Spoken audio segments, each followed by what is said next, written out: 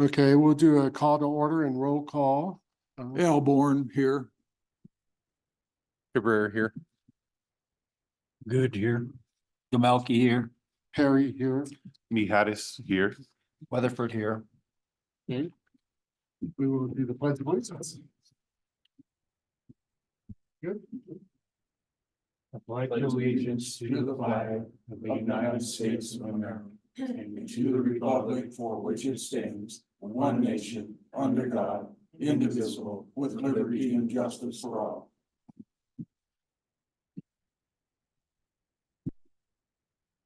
Right. Okay. Do we have any additions, deletions, or corrections to the agenda? Seeing none, I'll go, Mr. Bourne. Not to the agenda, but to the minutes. Sure, we're about Is to now get, the- well, we're about to get there. That's next. Yes. Okay, yes. I'll wait. So we have 3 sets of minutes and we'll take them one by one to make sure we address whichever ones you have found. So we'll start with January 9th. Now, are these as presented kind of the final copy? Yes, Okay, then let's go to the first one. give the page That'll reference. be the 9th Okay, and to page 4 okay, in that packet numbering. Then down to paragraph 3, line 3. As we work across there, we've got a Mr. is the consultant. Hmm, I Yeah. suspect that's Mr. Maharis. no. Oh, it is. Yeah. Yes. Okay, good call, catch. Then on page 5, Okay. second paragraph, line 1. We've got a term He was in there fired? that, yeah, Mr. Gray is fired. No, he's retired. Retired. Retired. True. I thought that had been corrected, okay. I don't Yeah, like. fired We again, Eric. mentioned Yeah, that. right. Okay. Okay. That's all that I have on January 9th. Okay, so let's go to February 13th, because we'll approve these as corrected in mass.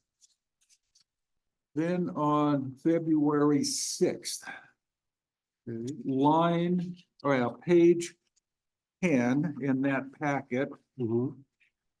under B, Netco, at the bottom of the first paragraph, we probably need to put ladder truck Instead of track, instead of track. Yeah. okay. It counts, And that's about the point. I got too tired last night. all right, perfect. Do we have any comments on the March 4th meeting? And, we always have an opportunity to go back and Sure. come through them, because getting them as accurate as possible is helpful. And I'll introduce Michaela Richardson. She is volunteering to do the minutes for us this morning, since Rusty is here and I am totally inept at minutes. Oh, good. All right. So thank you, Michaela. We all appreciate it, because otherwise I would have appointed one of you to do it. I'm glad you're here. Okay, so I will entertain a motion to approve the January 9th minutes as corrected, the February 13th minutes as corrected, and the March 4th minutes. Born would so move. Cabrera moves. Okay, so we have a first by Mr. Bourne, a second by Mr. Cabrera. Or is there any discussion? Any further catches? Seeing none, hearing none, we'll call for the vote. Roll, voice vote, please. Voice vote. Born, yes. Cabrera, yes. Good, yes. Gamalki, yes. Perry, yes. Mijares, yes. Weatherford, yes. Okay. I'll also comment real quick, we do not have Mr. Neal here. His term was finished on council, so, and the city council has not appointed the new liaison yet. Oh, So I'm guessing that's coming. So we will move on to public comment on items not on agenda. Is there anyone out there in the public except Mr. McCaskill? No one wanted to get up this morning? Okay.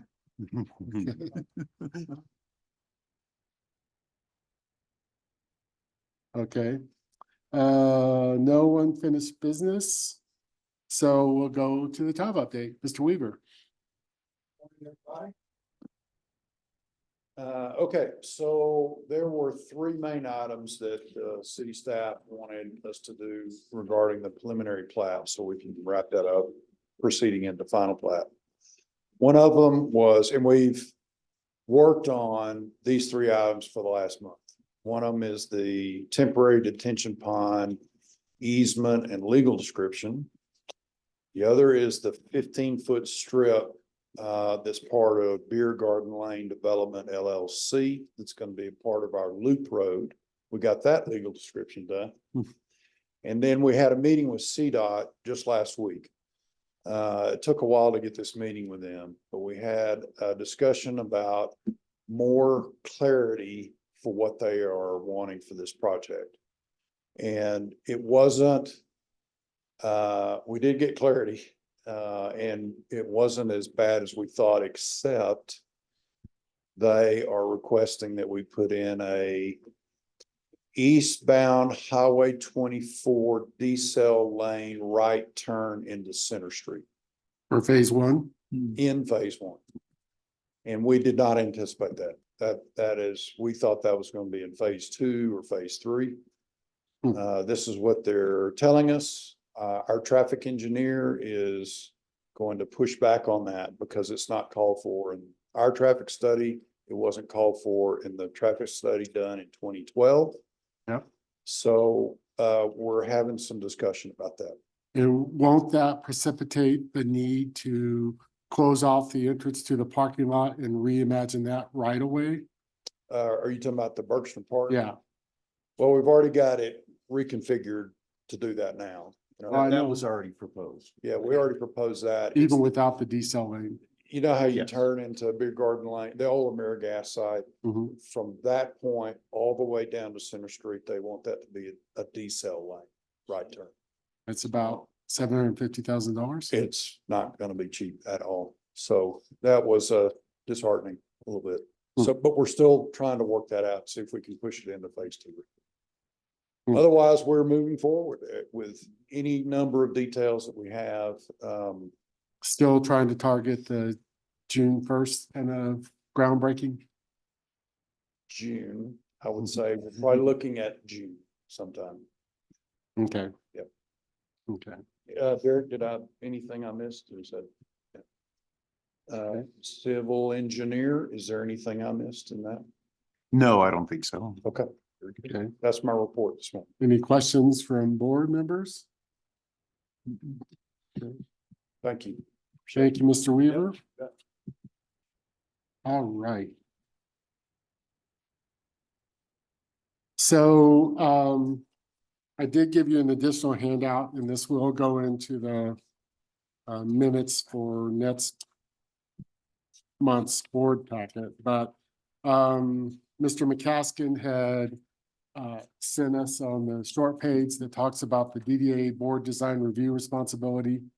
Basically, it is a responsibility of the DDA board to approve any construction prior, design review prior to construction in Woodland Station. And so that is kind of how we're chartered. I also gave you, I'm sure everyone has seen and reviewed this before, the actual design review or the design guidelines for Woodland Station, which is part of City of Woodland Park Resolution 677 back in the day when Mayor Crane was around. That said, I think at the last meeting, we established that there do not appear to be any variances from city code. You know, remember the Woodland Station design overlay allows for some additional things to happen in Woodland Station that can't necessarily happen in other parts of the city. But Tava took the approach that they wanted to comply with the city requirements. And so they're not asking us to give them any consideration or any variances from city code. But prior to us approving their design guidelines that they've submitted, we actually also need to formally establish whether right now the design review committee is structured to have 2 members. It has not convened since I've been chair. It has been my position from day one as chair that I believe that everything we do can be done out in the open under sunshine. Yes, it's a little less maybe efficient, maybe especially when you're dealing with developers, it could create other issues, but unless we're forced to have a closed door meeting by the attorneys, I will never advocate for one.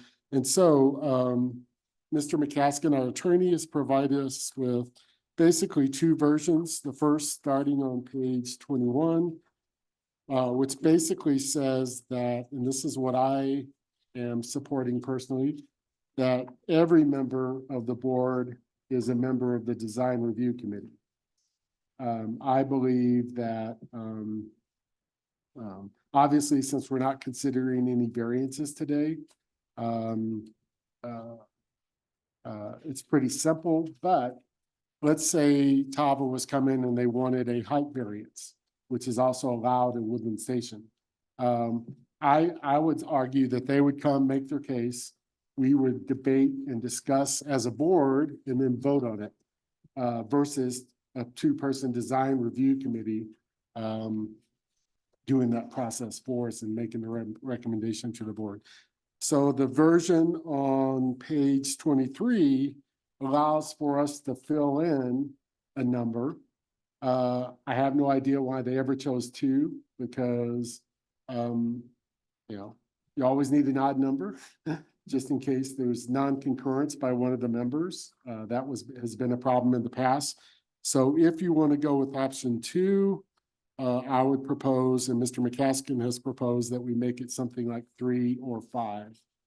And so I would entertain a motion for one or the other. As a matter of fact, I normally don't make a motion, but I would motion that we accept version 1, which makes all then current members of the board, including the city council member appointed to the board, as the design review committee. So the version on page 21, I'm motioning to approve. Now, how this works, if someone seconds, then we will have discussion, debate, and we can choose to vote it up or down. And then if we vote it down, then that tells us that we're probably moving to the second version where we're deciding how many. Does that make sense? Okay, so is there a second to name the entire board as the design review committee? And you've made the motion? I have made the motion. Bourne will second the Okay. chair's motion. So Mr. Perry has motioned that we designate the entire board as the design review committee. We have a second by Mr. Bourne. Now discussion.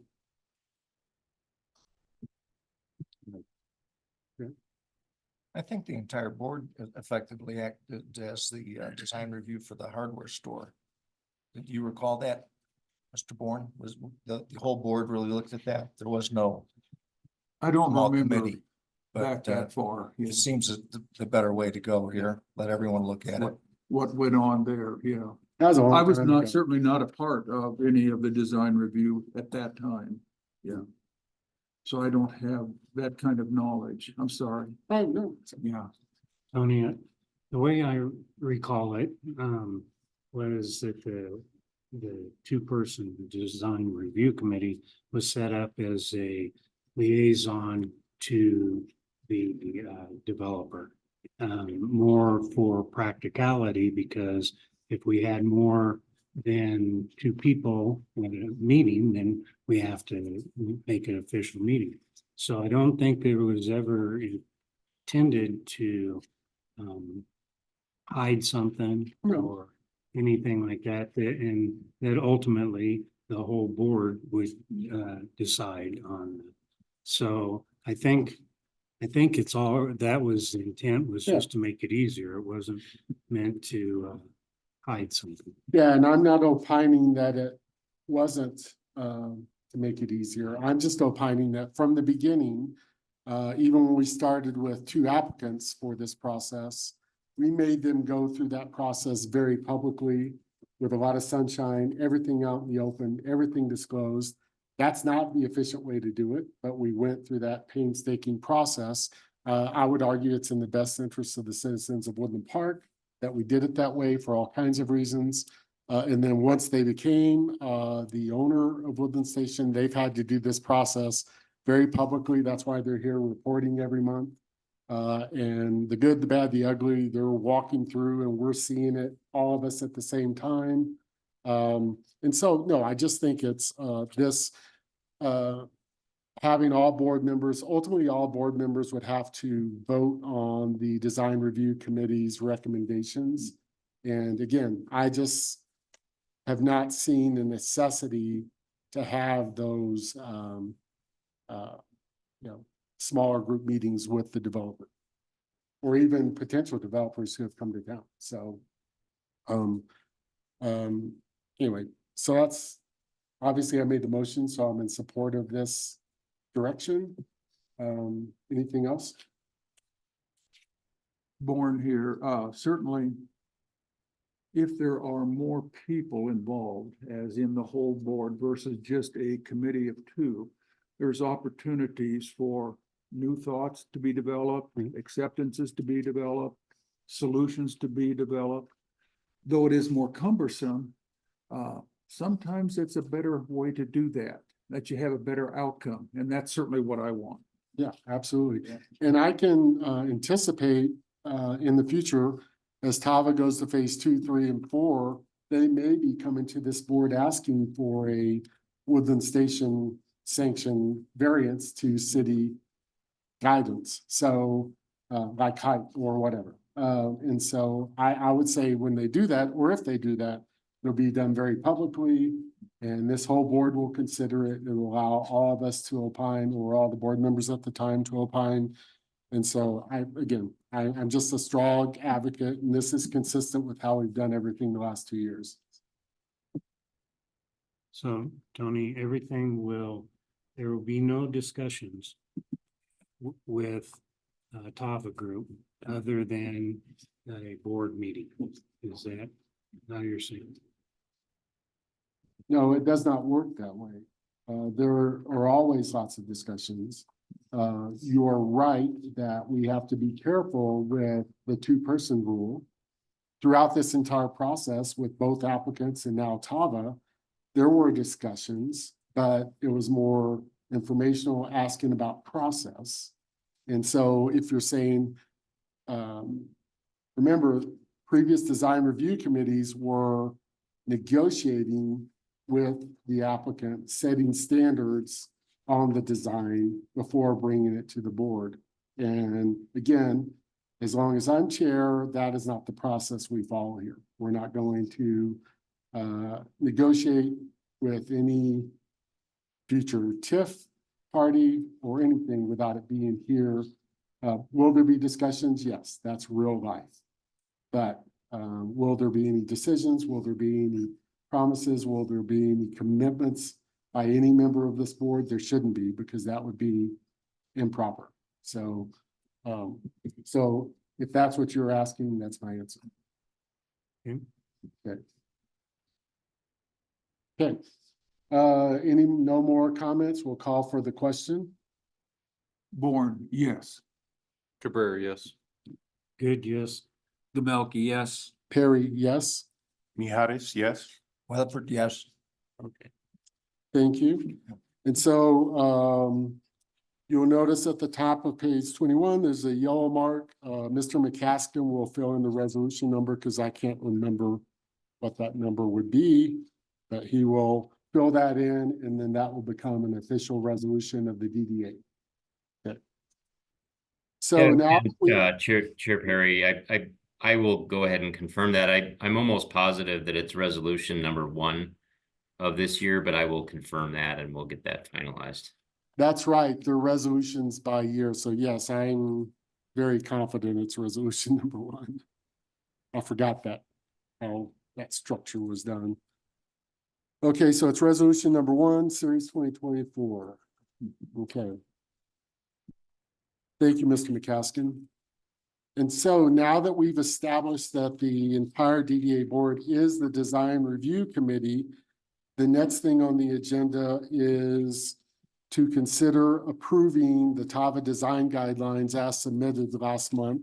In your packet, starting on page 24, to page 32, you'll see what they submitted last month, and again, we believe in talking with the city planning director that they're not asking for any variances even from city code. Again, Woodland Station has a more laxness on some areas.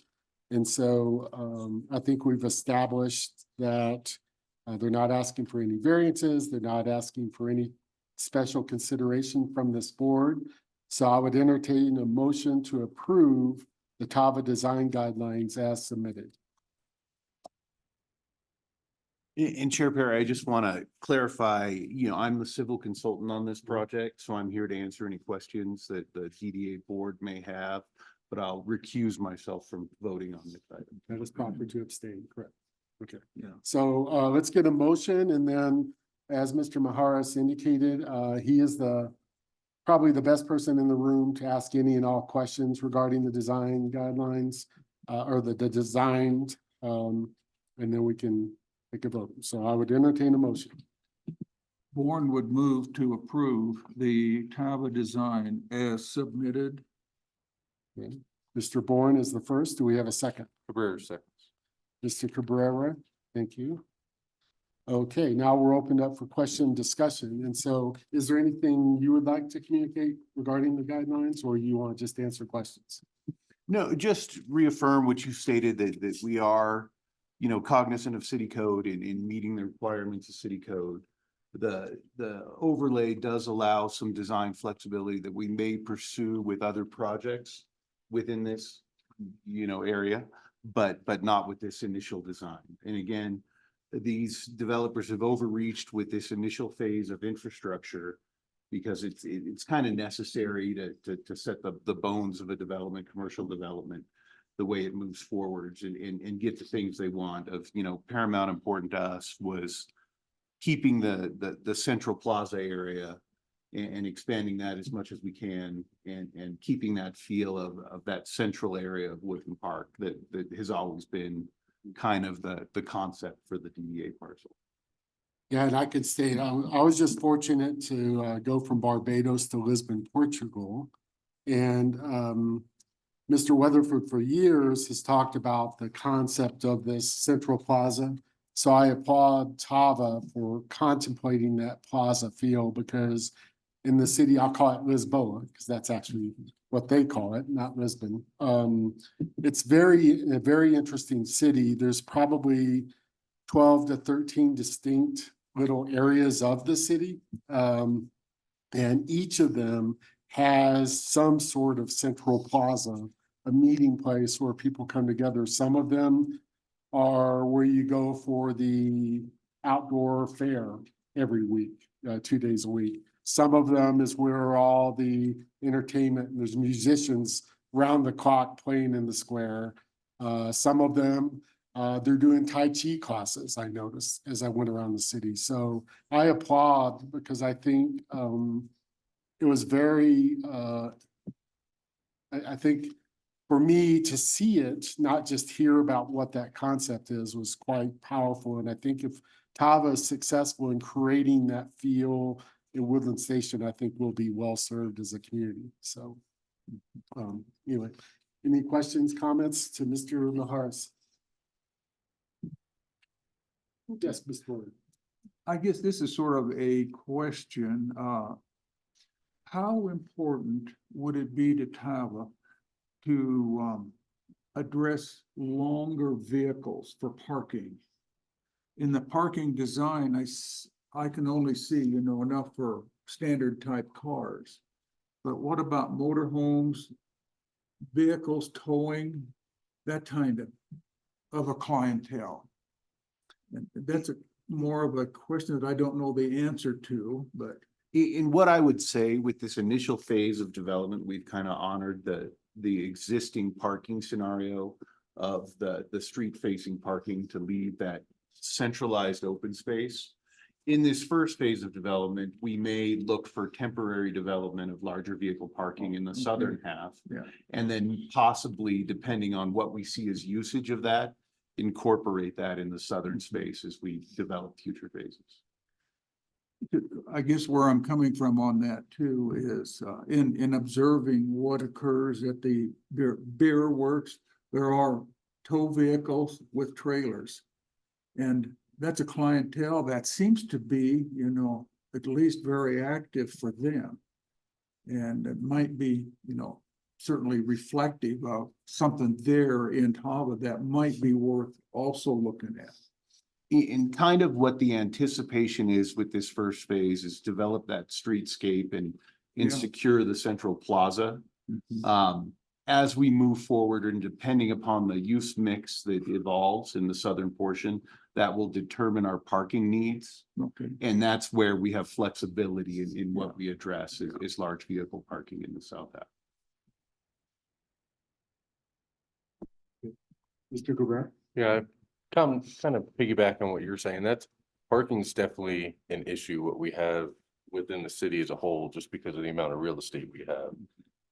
That's definitely something I think everybody needs to work on, from the citizens all the way up to, the mayor. That's something that definitely needs to be addressed with any projects that come up, whether it's in the DDA area or off. Yeah. And Tony, kind of piggyback on what you were talking about with TAVA, with the, court there, down there.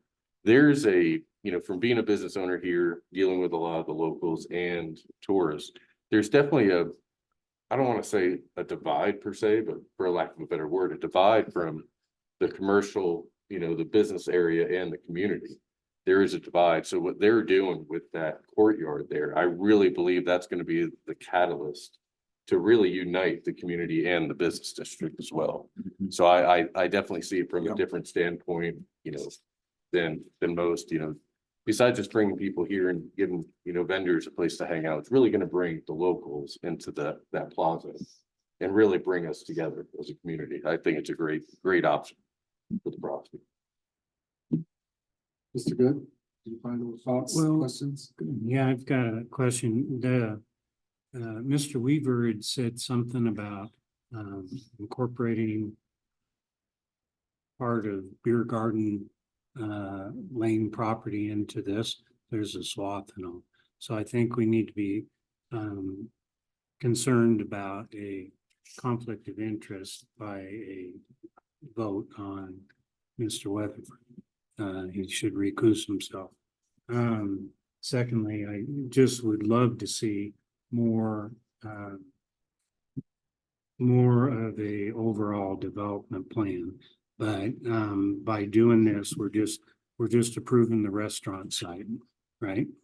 And okay. Well, two things. One, at least 5 or 6 times in the past, I will remind you that on this issue, we have established there is not a conflict of interest. We're not dealing with the ancillary properties adjacent to Woodland Station today. So there is no need to recuse. So I'll remind you of that. Number 2, we are dealing with the TAVA site today. And as Mr. Maharis and Weaver alluded to, they are having to go ahead and put in additional infrastructure anticipating the future. They're pretty confident from what I've heard of this kind of plaza square concept But as we've discussed, everything else is gonna be market dependent. If anyone has a crystal ball to tell me what's gonna work and whatever, I'll find the money to do it, but I don't have that crystal ball and none of us have that crystal ball. So we're just going to, it's been the problem all along in this property. They are starting with a major commitment to get this ball rolling. And I believe once ground breaks on this process sometime in June, whether it's June 1st or 30th, the other pieces will start coming together and will start revealing themselves, either through other investors or other ideas that are synergistic with what they're starting. So, but to ask for to map it all out now is disingenuous. That has not worked for the DDA for 23 years, because every time they did a master plan, nothing happened. This is a realistic, market-driven approach, and it's the only thing that's gonna work. I would disagree with you about establishing that there's no conflict of interest prior to this. I think that that's just been beat around the bush. It needs to be established. So you're implying that Mr. Weatherford should have a vote on what is happening pertaining to his property. That's not an appropriate place to be on this board. I don't know, Mr. McCaskill, do you have an opinion?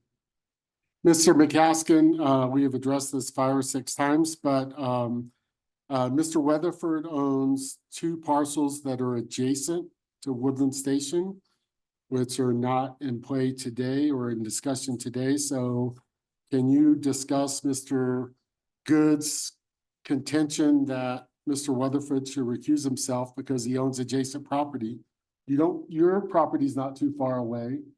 Properties across the street aren't too far away. There are other adjacent properties, but I own 2 properties that are adjacent. let's hear from Mr. McCaskill. Yeah, I believe that this has been addressed in the past. I don't believe that Mr. Weatherford, sitting as a member of the design review committee and looking at really the decision that's before the design committee today is whether the building and improvement designs for the Tava site are in compliance with the design guidelines. City code requires the design review committee to approve the building and improvement designs before the applicant can submit those designs to the city for administrative review and approval in accordance with the code. I don't believe that Mr. Weatherford owning adjacent property is a conflict of interest under the law. His decision will not result in a material financial benefit to himself. There may be an appearance of impropriety, but that's for Mr. Weatherford to determine. As long as Mr. Weatherford has determined that he can make a fair decision based upon the criteria set forth in the adopted design guidelines, then I believe he does not have a economic interest in this decision that would prohibit him from participating in the discussion and ultimately the vote on this matter. Thank you, Mr. McCaskill. And you just triggered a question of process in my mind. Do we need to convene as the design review committee, vote on this, and then reconvene as a board and then ratify the decision of the design review committee? Do you have a recommended process for this? Well, if it sounds like you're moving toward making a recommendation or a decision today. So I do think for purposes of the meeting minutes, and given that resolution number 1 has been approved, where the entire board has been seated as the design review committee, it would make sense to actually officially convene as the design review committee if you're considering, and it sounds like you are, you're considering the building and improvement designs for phase one or for the Tava site. Yes, sir. So would the wording for the minutes be that we suspend the board meeting and then convene the design review committee? Make that motion, have that vote, and then reconvene the board? Yes, I think procedurally that would work just fine. Okay. Okay, thank you. I will suspend the board meeting, and at 8:09, we will convene the design review committee. So thank you, Mr. Good, for triggering that discussion, because I think it helped us get on the right path of doing this procedurally correct. So we are now convened as the design review committee, and now I will entertain, let's scratch the previous, because I think it was improper procedurally. So now I will entertain a motion to approve I will entertain a motion regarding the Tava design guidelines. Bourne will move to approve and recommend to the full board the design that was submitted for Tava. For seconds. Okay. Any further discussion, questions regarding design guidelines? I just wanted to clarify some information for one of Jerry's comments about the scope of this initial phase of development. That this was, initially approved by council as the approved phases of development. And they've actually moved forward with the first two phases rather than the first phase that was approved to be able to build that additional infrastructure. Cool. Okay, any other questions, comments? Okay, and again, Mr. Weatherford, as we vote, following Attorney McCaskin's guidance, and it is law, you have to make that call on the conflict and you decide that. So we will call for the vote. Bourne, yes. Hold on, Are we going to discuss this plan here? that's what we were doing. That's what I've been asking for comments. You're asking about the process. No, no, no, So, no, no, no. we're going to discuss some details of We what. just had a motion to approve. Right. Now we are We're in ready for discussion. Okay, Yes. well, I've got a couple of things that don't pertain to any economic Okay. issue, but about design. The first is up on Bergstrom Park, we've had a sign for 10 years, a temporary sign for the hardware store. And I do see part of this is reconfiguring and some work up there. Should we give them the go-ahead to remove that temporary 4x8 plywood sign that's been there for 10 years? That would cross my mind. The second thing I have, and David, maybe you can help me here. This shows each one of these a tree, Correct. and then this is all landscaping. What page are we discussing? I'm on page LA1 31. landscape plan. 31? I would point out to the other board members, if you were to walk, I walked the hardware store quite often. And the sidewalks surrounding the hardware store are in disarray, cracked. The trees there's dead trees, the landscaping is neglected. So one of my observations is going through this process is people are wanting to satisfy whether city staff or a design review committee and gussying things up. And so making all these, I'll say, little improvements, if they're not going to be maintained, is what good does that do? My observation over the years is sometimes a sidewalk is just a sidewalk, but making it, putting all these trees in here, who's going to maintain this? So do we really want to, I'll say, force these people to build this much landscaping if it's just going to be neglected by the city once you deed it over to the city with the sidewalks and streets and such? That's, I guess, a question for you guys too. I mean, it'd be helpful to walk around over there and point and look at stuff and like, what's, you know, is this is where we've gotten after 10 years of the hardware store. Right. So do we want to look at this stuff in 10 years and like, or is a sidewalk better than a sidewalk with a bunch of trees in it that nobody's gonna maintain? So that's one of my questions, maybe for David or maybe for the developers. I think I would concur with you that the frontage of the hardware store has been neglected. But in general, the city does a pretty admirable job of, Highway 24 and the rest of their parkscape. I think maybe a discussion with city manager about, if that's a focus or if there's more of it, if the whole area becomes improved, if there's more of a focus on that in the overall landscape maintenance scenario.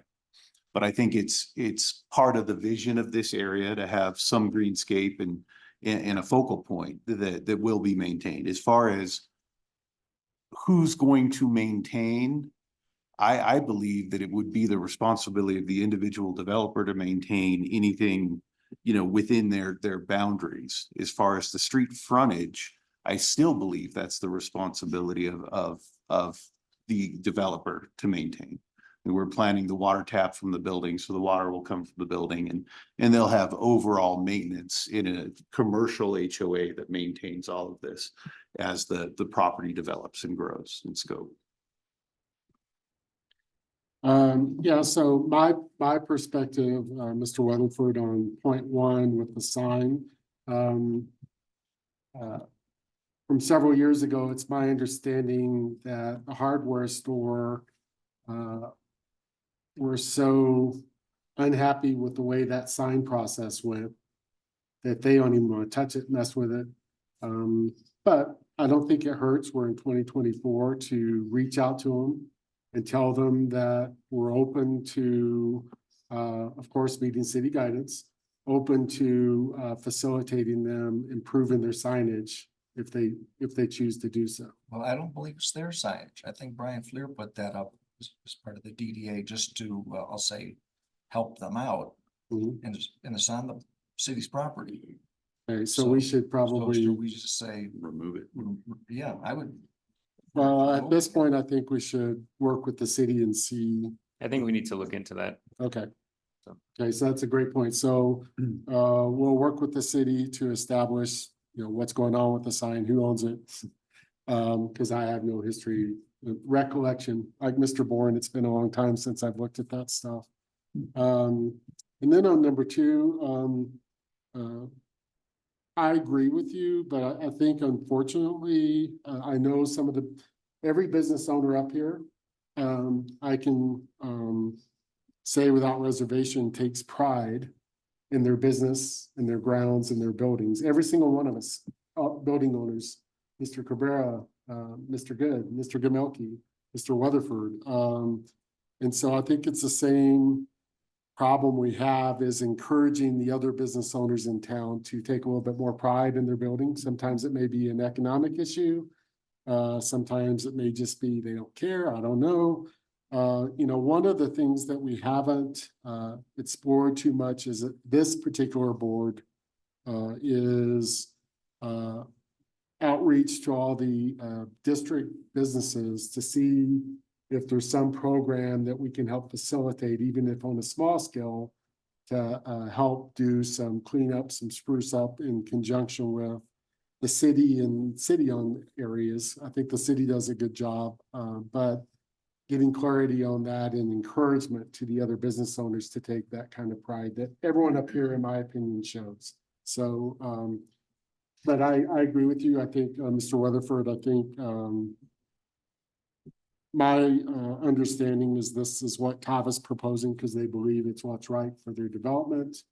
And I suspect they will take pride in maintaining that moving on, like the rest of you up here that have your buildings.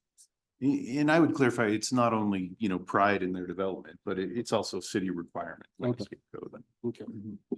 Yes, Mr. Gamelki. Kind of being a car guy, I know this might sound weird, but are we who decides what trees go in? Is that the developer? And then for me, the question is you'll have people with nice cars sap from the trees. Literally, I have trees at my business, one in Colorado Springs, that you cannot park under the trees because they'll drop sap in your cars. Is that something that's taken into consideration when we design these and review that? I know it sounds petty, but it's a serious deal on a paint job. I agree with you. I have the same problem at my office and they took the tree out this year. Yeah. But, I am not a landscape guy. Neither Civils are am I. more about taking out trees than Neither am I. adding trees. Right, and I agree So- with Arden, if you do walk that sidewalk along that street, Center Street on a hardware store, sidewalk, it's uneven and the tree, they're mostly dead. Well, Nobody they make really, it it's hard to almost remove like no snow, man's too. land. What's that? And all those trees and the metal grates make it harder to remove snow. Yeah. So I do agree, I hear what he's saying, I've walked that too, to go get stuff for when we're working on our building, and it's not very pretty. Unfortunately, we have the city manager with us today, so this has triggered yet a number. Is it project number 142 or? Yeah, Um, and Chair Perry, real quick, this is Marcus McCaskill, just a just a quick reminder that the design guidelines for Woodland Station as adopted by City Council are really, they're organized into three main sections, right? There's design approaches, design elements, and then a section that deals with window displays. The landscaping or the landscaping plan is not something that technically is reviewed by the DDA's design review committee, but I'll also defer to Aaron as the city manager. But it's my understanding that the landscape plan is something that would be reviewed by planning staff or city staff and the DRC.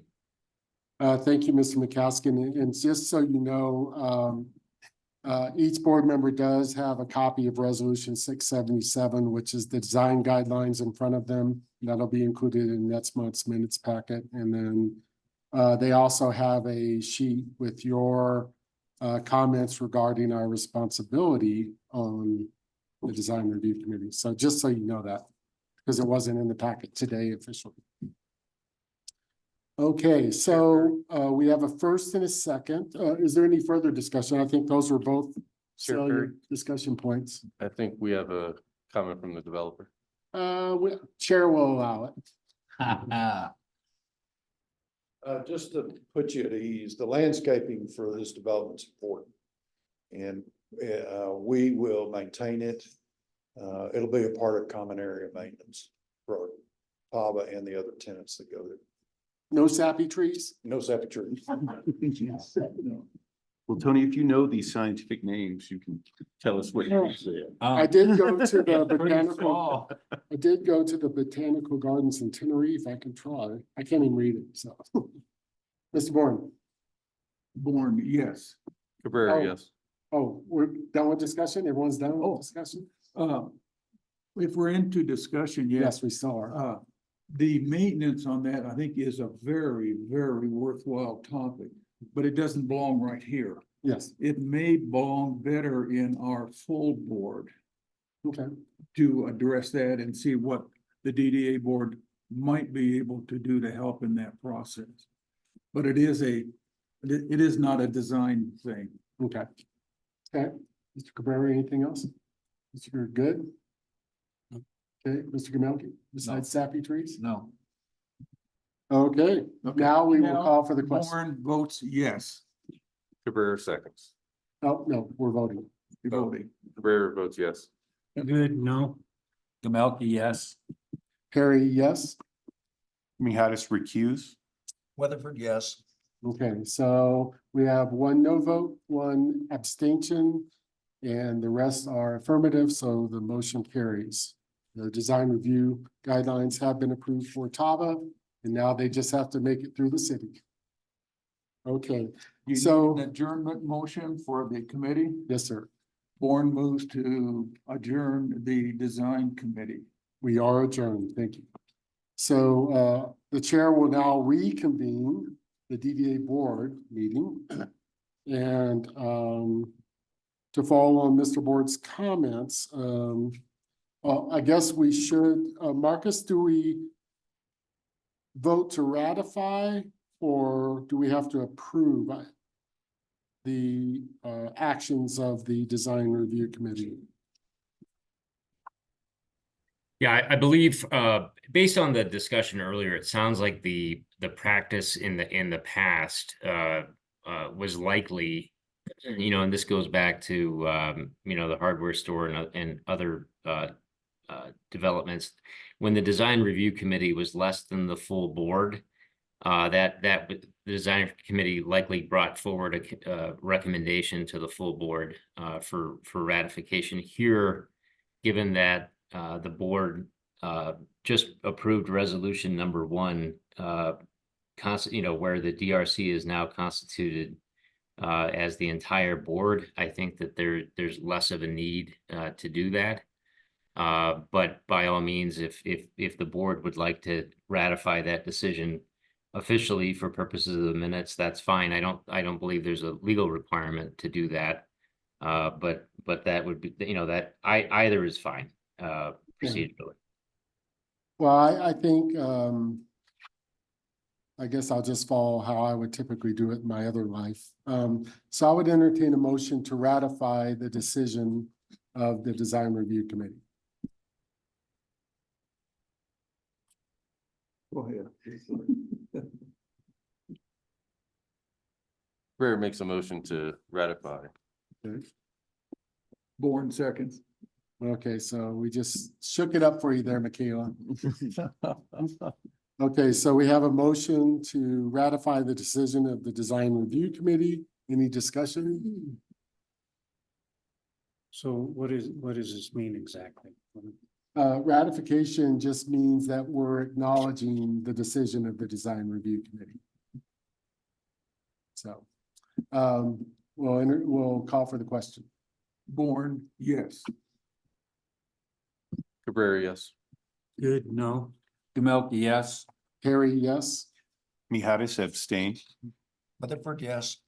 Okay, I have one abstention, one no, and I vote, so the motion to ratify carries. Okay, we're now on topic C. Nope, we're on topic D. And starting on page 33, Mr. Vasilati is going to update us on the process that the city and city council went through regarding the Netco grant. Yes, good morning. So the public hearing for ordinance number 1473 will be at our April 18th meeting, and this is the DDA grant to Netco for $150,000. The way we have it written here, I intended to bring this to DDA on the 2nd before we brought it to council for first reading, but I wanted to make sure the DDA was in agreement with all of the language here. We can make any adjustments if anything needs to be changed, but if we look at under the summary section, I want to make sure we're all in agreement with the language. It says, at the DDA meeting on March 5th, 2024, the DDA unanimously approved for $150,000 grant to Netco for the exclusive use of purchasing a new fire engine to replace the department's current aging engine. The DDA wishes to disperse these funds to Netco to be held until the time of the purchase of the new fire engine. Do we have any disagreement with this, the way it's written? Just a question here. In talking with Tyler, I thought his first goal was construction of the tower training facility. And so just clarity, are we concerned as a DDA whether those funds go towards discretionary use by them for what they feel is most important, or we want to require that it's for the fire truck? So, yeah, I think, I got some there's been kind of a discussion. So I've followed the fire district for the last 15 years, and you are correct. Their top 2 capital priorities were the training facility or training tower and the fire ladder. And we specifically targeted a fire ladder. I think the first thought was because the fire ladder is supporting some of the assets that have been placed over the park since this DDA has been seated, i.e. the Microtel. But frankly, I wouldn't support giving them discretionary funds, but I would not be averse to allowing them to use it for a capital expenditure. So if they determine that the training tower is a higher priority, and if I think about opportunity, if they get the training tower up, they actually can bring in other firehouses in for training and make some income off of that, which is a positive as well. So I would be supportive of either the training tower or the ladder truck. But I would be adamant that it's a capital, it's reserved for one of those capital expenses versus discretionary. Because what happens when you give discretionary to a nonprofit or any Goes away. entity, it's gone and you have no idea where it went. So I would not be averse to a discussion by this board of authorizing, given Netco the flexibility to either apply it to a training tower or a ladder truck based on their prioritization of capital expenditures. So is there an appetite for that by the board? I Mr. would- Cabrera. I understand training saves lives. I mean, that's why you train, so you know exactly what to do when you're on scene. I think we really need to look at the age of the rig that they have, what kind of maintenance records it has, you know, what the life of that I say rig, sorry. The ladder truck is that we're looking to replace. I think we need to look at that first, because these are the men and women that are on the front line. Their safety is very important, because if they are not able to do their job appropriately, we all suffer. So I think, I just think we need to take a closer look at what they're looking to replace and what they're really looking to accomplish with the tower. Well, I guess I would counter that despite your background and experience, I don't think it would be the DDA's role to make a decision as to which capital project is more important to the district. You know, they have a professional fire chief, they have a board of directors that does a good job of oversight. And so I would be more inclined to let them make that determination of priorities. In my mind, the ladder truck makes sense for priorities, but I also recognize that that probably means it has to have to also come up with OpEx for additional persons, additional training, just to even know how to use a new ladder truck, especially if it's constituted differently. And I agree, I had concerns that it's 32 years old. But if the professional fire chief and management and the Netco board determine that if they're going to raise capital funds for a capital project, that I've never seen, looking at their, every year they put out their strategic plan, they've always listed these two as their priorities. I've never seen them necessarily prioritize those two. So, but it sounds like based on discussions after the meeting last time, that the training tower is more of a priority for them. And so again, I don't want to be up here trying to determine whether the grant should go towards the fire truck or the training tower.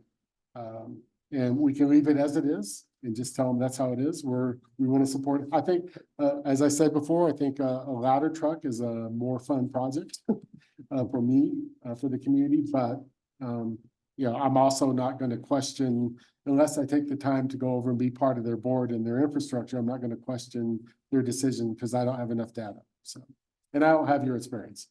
Right, and I've been on both sides. I've been part of the design aspects for new trucks, and when we acquired a very large building, gutting it, and building our training facility that, you know, housed, I mean, hundreds, if not thousands of people a year through that, multiple courses, multiple training, supplies, you name it, from our department alone all the way to statewide FEMA projects that we dealt with.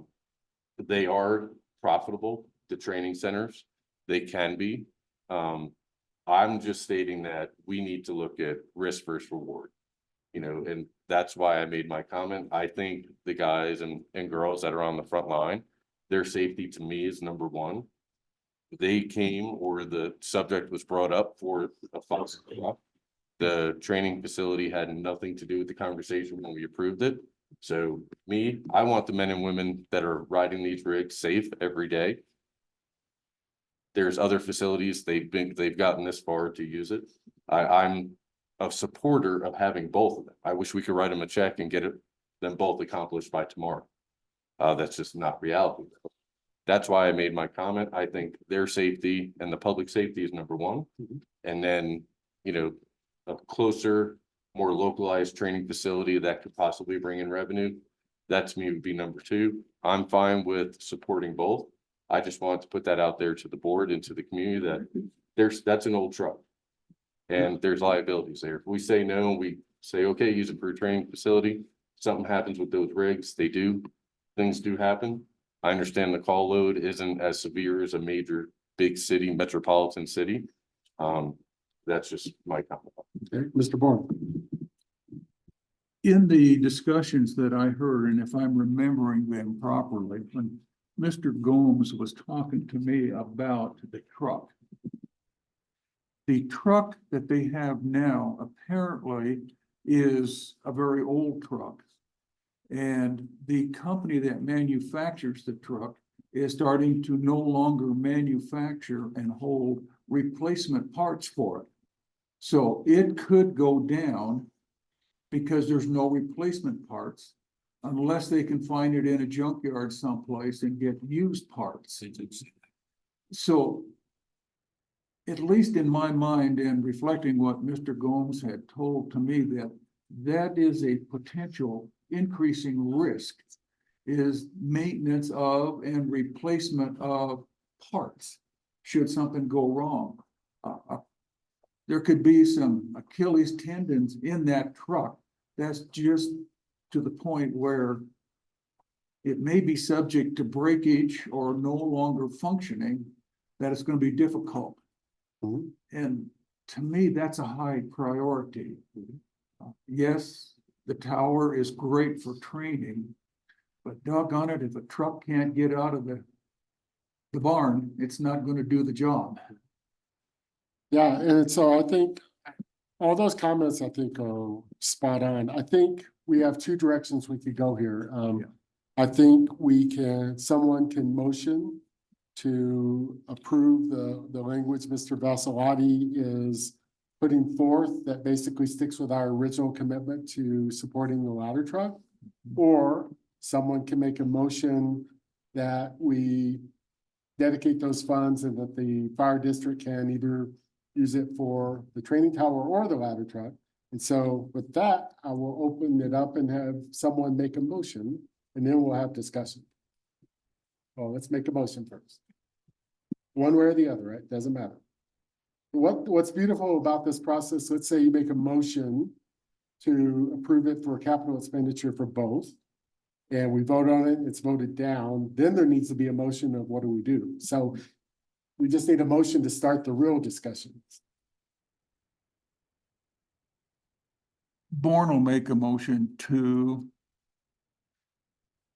designate the use of this grant funds for the purchase of a ladder truck singularly. So why don't, do you mind maybe rephrasing that to basically support the language as proposed by City Manager Vassalotti? Yes, I would certainly acquiesce to that, most Okay. assuredly. I think that's what he needs from us to move forward. And I'm going to do this, for the truck, basically upon the recommendations of Mr. Gomes, Okay, who is the president of the board of directors of the Netco. yeah. Well, it's interesting because Mr. Paul, right after that meeting, said, we don't want the ladder trucks. So that's all for them to have fun with.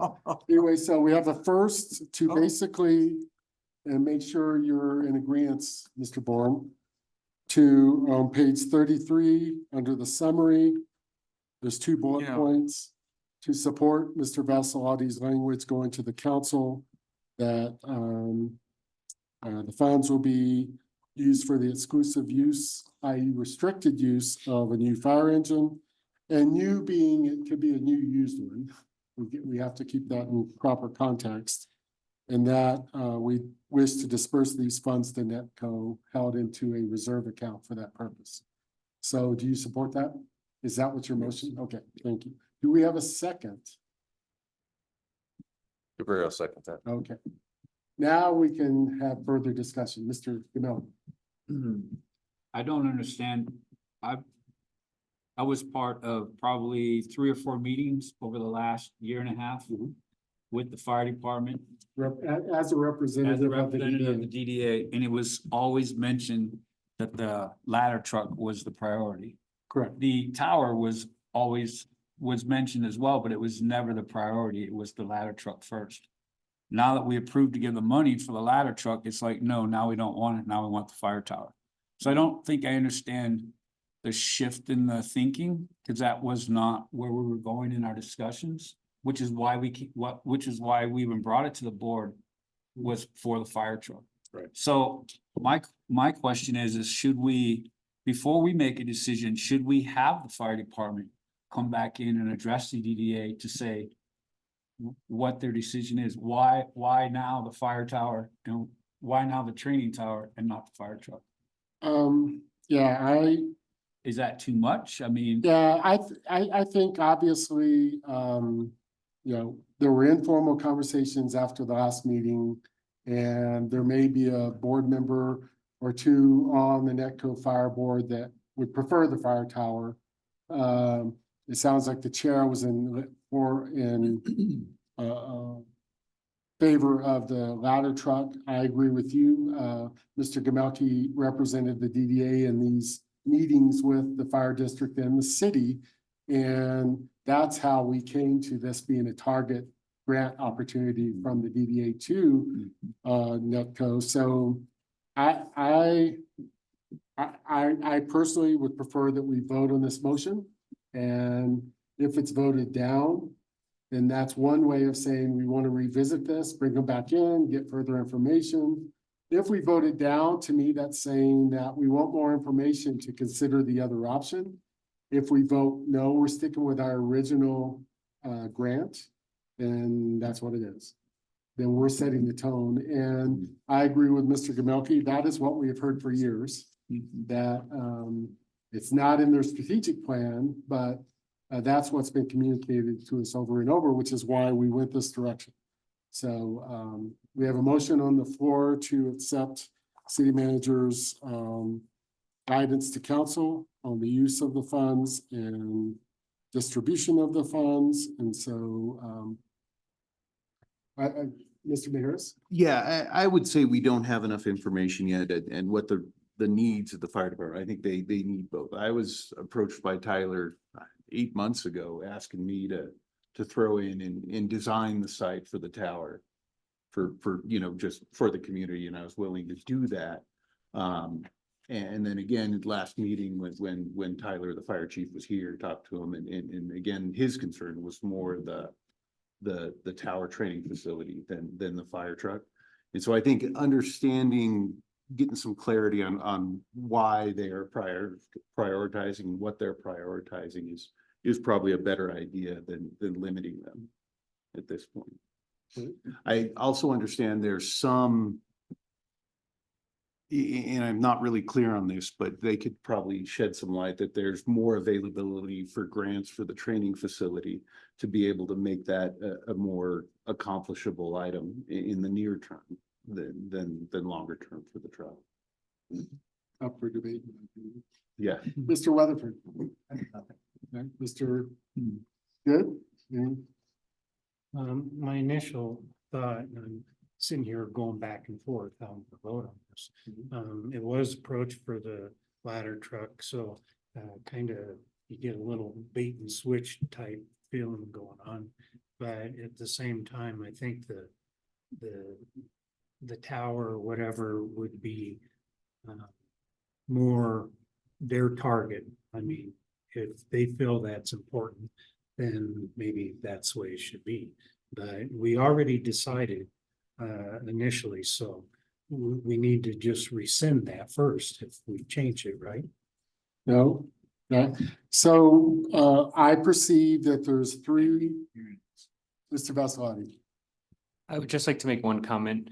I do believe that at the last Netco board meeting, the board did vote to accept these funds for the fire truck. And I do also believe they pledged from their board $150,000 also Match to the match vote. that.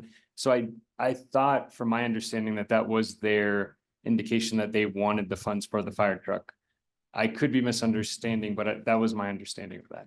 That's what I've heard as well, and that probably answers that they had that debate among their board to determine the priority of those capital expenditures and acceptance of the grant, because they obviously could have voted not to accept the grant.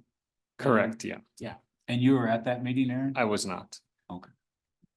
So I think there's really three potential outcomes here. We have a first and a second on a motion to accept City Manager Vassalotti's language going to City Council regarding the use of the funds and the disbursement of the funds. If we vote affirmative, then we're affirming our original intent. If we vote negative or we vote it down, then we have an opportunity to either vote to offer up either opportunity to the district, or we also have the third option, as Mr. Gamelke and maybe Mr. Maharis alluded to, of bringing the fire district back. Mr. Vassalotti is probably accustomed to pausing everything at the city council level and pushing it off yet another month or two. And so I think all three are valid. All three are fine, depending on how the vote goes. But again, to be clear, if we vote yes on this, then we're sticking with our original commitment of funds reserved for the fire truck, or ladder truck.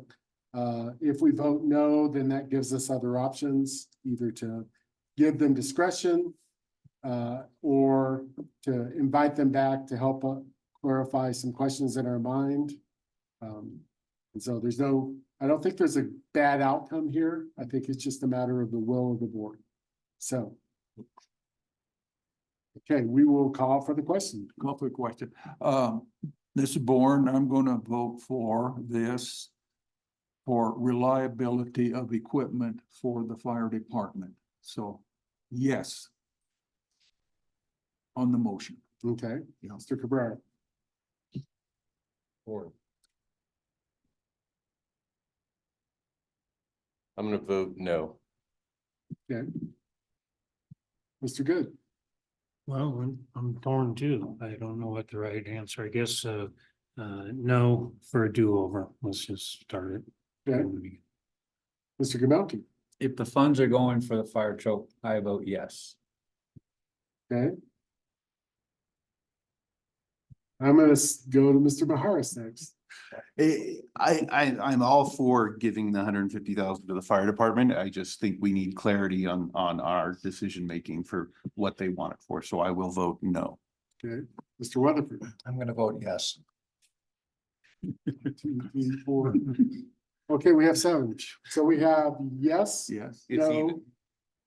no. Now it's even. You're the tiebreaker. Okay, so I think actually that consistent again with my philosophy, sometimes efficiency and expediency is not the right answer. So I'm going to vote no to allow us to gather more information and clarity, because if we give the fire district the option, would they jump on the training tower and match the training tower? Maybe.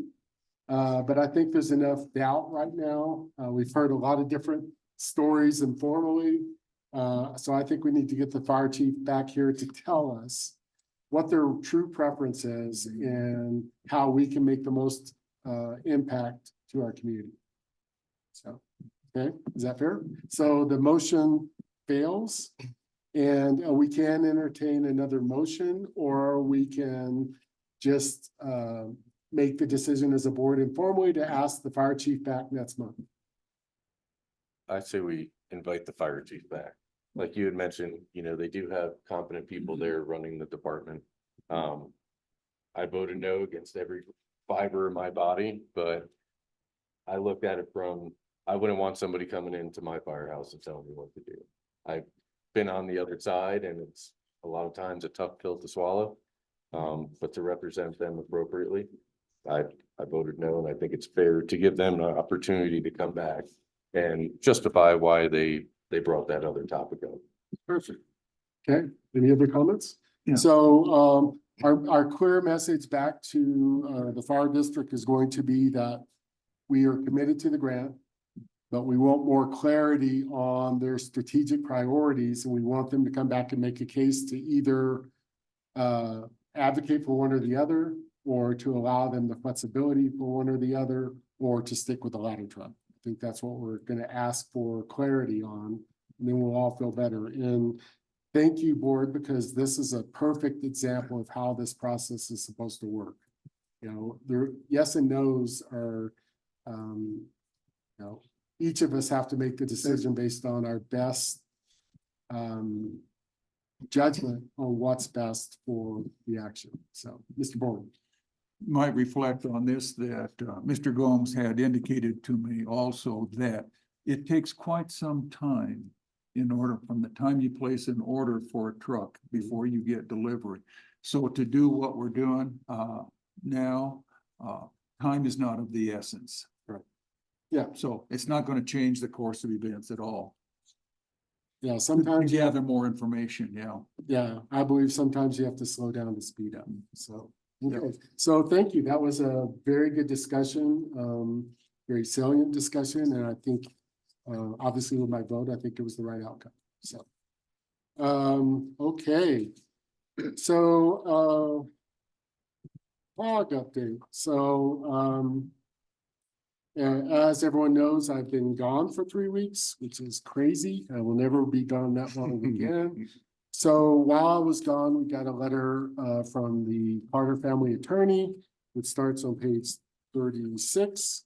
And then while I was gone, there was an article in the paper discussing the DDA on page effectively 39.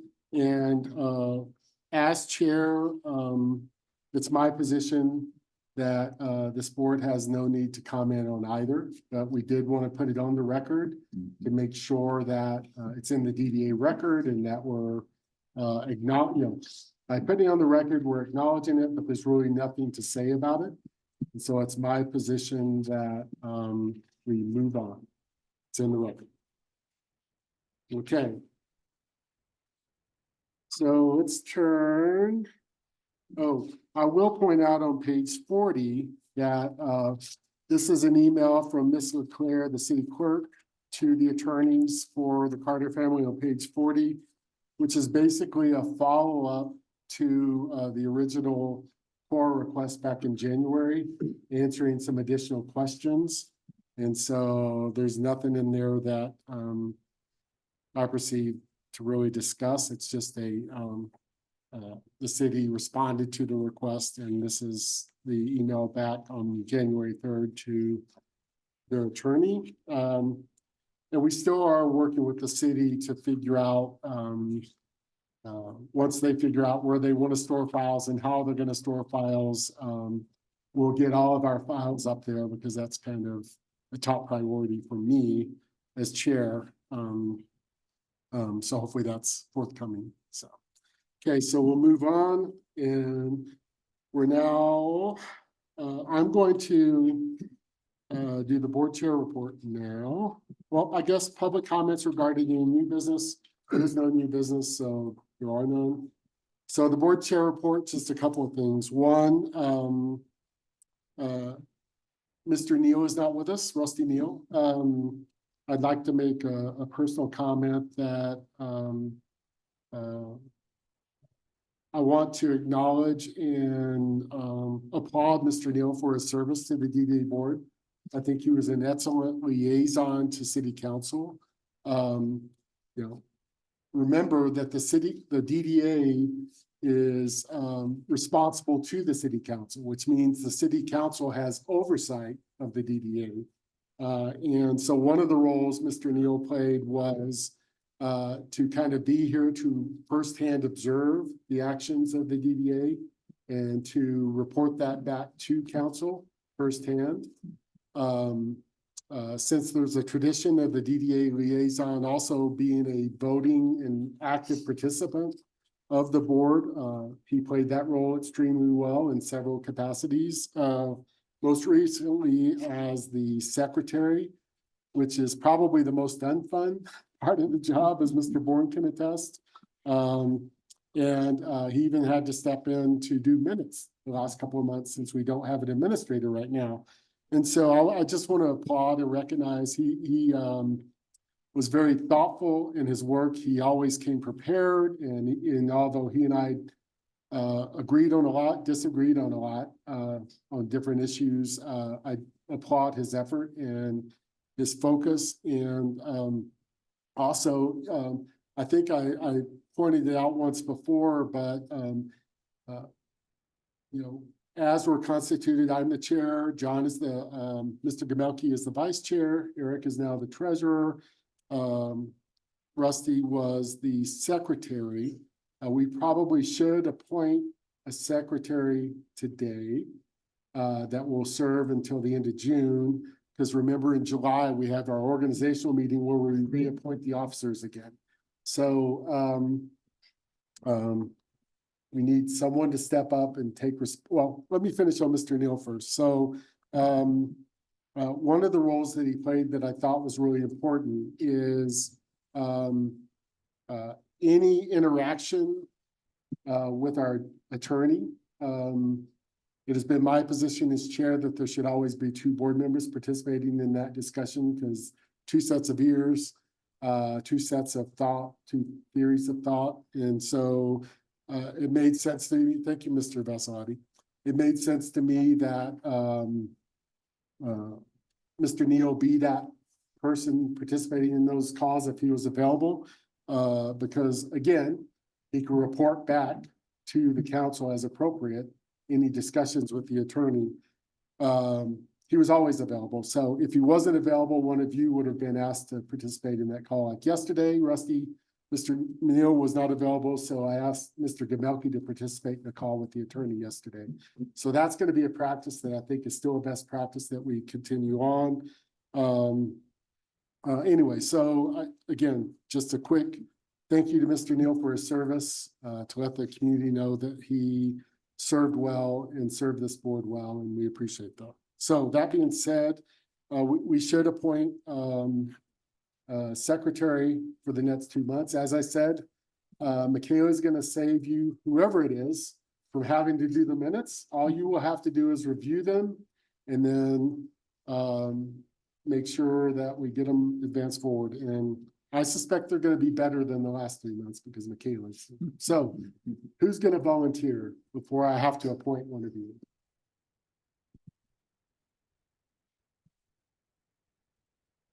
Bourne will volunteer.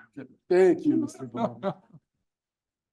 But Yeah. keep in mind, I think my term expires at the end of June. So. Nope.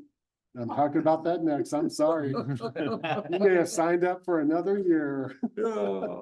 Okay, so I would entertain a motion to appoint Al Bourne as secretary to the board. Do we have a second? I will second the motion. Yeah, that's good, because otherwise you know who was next. We have a first and a second to appoint Mr. Bourne as secretary of the board. We'll call for the vote. Mr. Bourne? You can vote no. Yes. I'll go ahead. Cabrera, yes. Good, yes. Gamalki, yes. Harry, yes. Mihatis, yes. Rutherford, yes. Enthusiastically affirmative, yes. So the only other business I want to bring up as board chair is what you just brought up. So we do have 3 members whose terms expire at the end of June. We have John's term expiring at June 30th.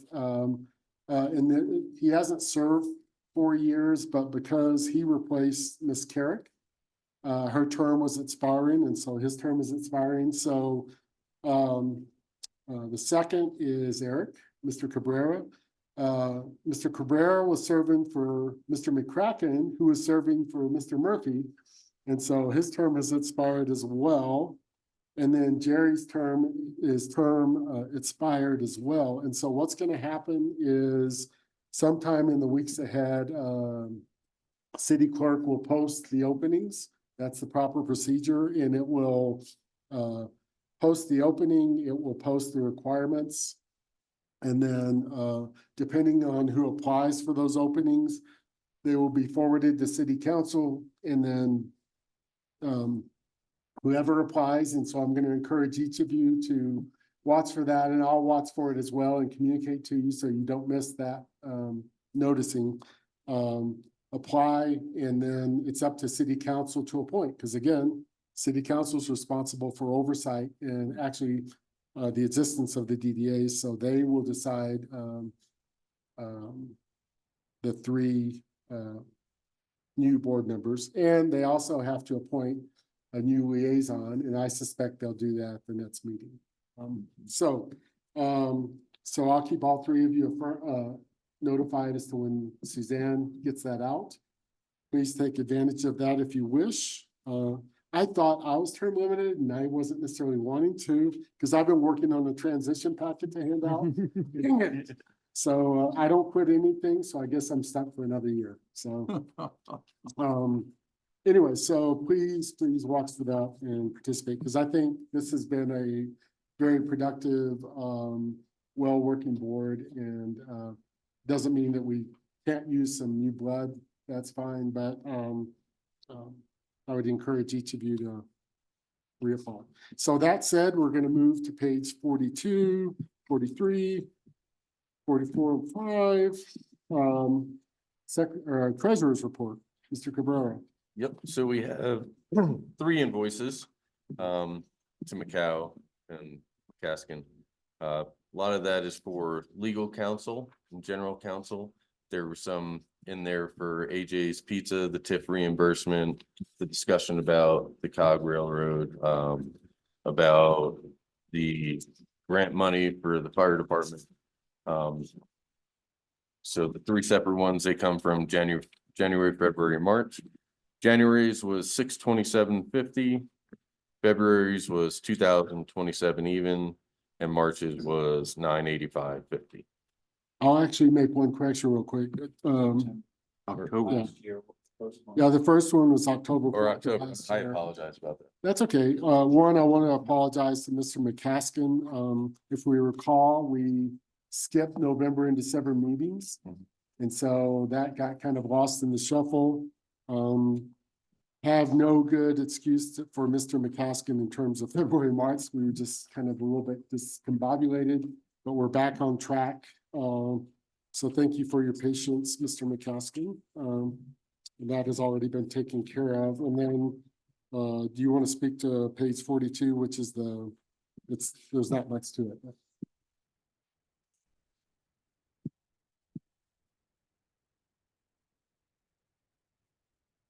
Yeah, so this is the actual budget to actuals report, and we've showed a little bit of TIF income coming in from the county, but that doesn't happen until a few more months where we get our primary funds from the county. And we haven't really had any expenditures this year until this legal expense. It'll show up on the next report. And I just want to point out again, because it never hurts to remind ourselves how this works. Each month or each period as the county processes taxes, they provide our TIF funds to us. And then down below, you'll see an expense of $65. That's their fee for processing that and providing us the funds. So there's always a revenue and expense side to the TIF process. So next report, you'll see those legal expenses popping up, and we're kind of at the mercy of the city kind of getting the reporting out and the timing. And so we're working with the city, Mr. Cabrera and I, to hopefully get that timing down a little bit better moving forward. Is that fair, Eric? That is, and just for my own education, the TIF money comes in to us every month. Yes, yeah. But you know, in our county, we collect taxes in April and June. Right. And so it's really after those events where the predominant amount comes in, but there are some that prepay early and very little. Most people. Right, because like you had mentioned, I came in for so-and-so and so-and-so and so-and-so, so Right. just never really dealt with that aspect of it. Yeah. Thank you. For the Yeah, clarity. and that's, you know, that's also something for the public to understand, is that we're an informal volunteer board, that there are a lot mechanics to this that are, it takes a little bit to get it down, to understand it and to get the rhythm of how things work. And, you know, we are working on a little bit of what I would call a transition packet that kind of documents some of these processes so that, let's say that the council decides to replace all of this. That's always possible. They would at least have a document to kind of move forward with, hopefully. But anyway, yeah, so that's the answer. Thank you. Okay. Okay, anything else, Mr. Cabrera? No, sir. Okay, any other reports from any other board members? Just quick clarity on the status of AJ's Pizza's TIF agreement. Oh, thank you. You reminded me the last piece. And so, we are still waiting on, and I was gonna ask you, I'm meeting with them tomorrow. so Okay. I can, so, there is a document they still haven't signed and returned to us. And Mr. McCaskill, I didn't have my notes with me, so can you remind us of what that document is? It was part of the original contract. I think it was section C or something. That's correct. There's a required exhibit to the agreement's been fully executed. There is a cost verification affidavit that needs to be executed. Which board member is meeting with them tomorrow? Mr. Mijares? Okay. So Mr. Harris, maybe I can just email that document to you that needs to be executed, and that's something that could be potentially handed to them at the meeting. That's That just would the be last perfect. piece that we need. And like I said, the agreement's been fully executed, so we just need to get that last item wrapped up. Yeah, will and do the that. o- I think if I'm remembering, Mr. McCaskill, the only other element which I'm relying on Mr. Vassalotti, the city manager, to make the call on whether the documents submitted by AJ's were sufficient to satisfy the requirement for funding. So we're gonna let unfortunately, Mr. Vassalotti had to leave. He's gonna make that decision and that should, I'm guessing he's gonna call it that it's affirmative. So if you can get them to execute that document, then we should be good to go. so I assume the document details the costs of public improvement? Is that the one? we're looking for? That's correct. Okay, so typically the way that works is I would submit an engineer's estimate to the city engineer for review and approval. Is that a conflict in your mind? Or has the document already been prepared and we're just looking for city engineer to weigh in on it? No, we're just needing Them to sign the, AJ's to acknowledge that what they submitted in there Okay. is that correct, Mr. McCaskill? AJ's just needs to sign affirming that the numbers are correct to the best of their ability. Well, there's that, and then there's the, as you just commented on, Chair Perry, we're waiting for the city to confirm that the cost information that has been submitted has been reviewed and approved. So that Okay. both pieces, Have to happen. correct? Thanks for reminding me of that, David. I Sure had my thing. notes and I left them sitting on my desk at work, of course. Okay, so I think, Mr. McCaskill, anything from your chair you'd like to discuss? No, there's really, I've been kind of monitoring what the legislature is doing down there to the best of my ability. Obviously, there's hundreds of pieces of legislation, but there's nothing specifically related to DDAs as far as I can tell this session that's been introduced thus far. Okay, thank you very much for staying on top of that for us. I also monitor it for all the legislative actions for lots of reasons, and it's very complicated, murky, and scary in my opinion. So thank you for doing that for us. Okay, anything else coming from the board? Move to adjourn. We are adjourned. thank you. We're adjourned at 9:08 AM.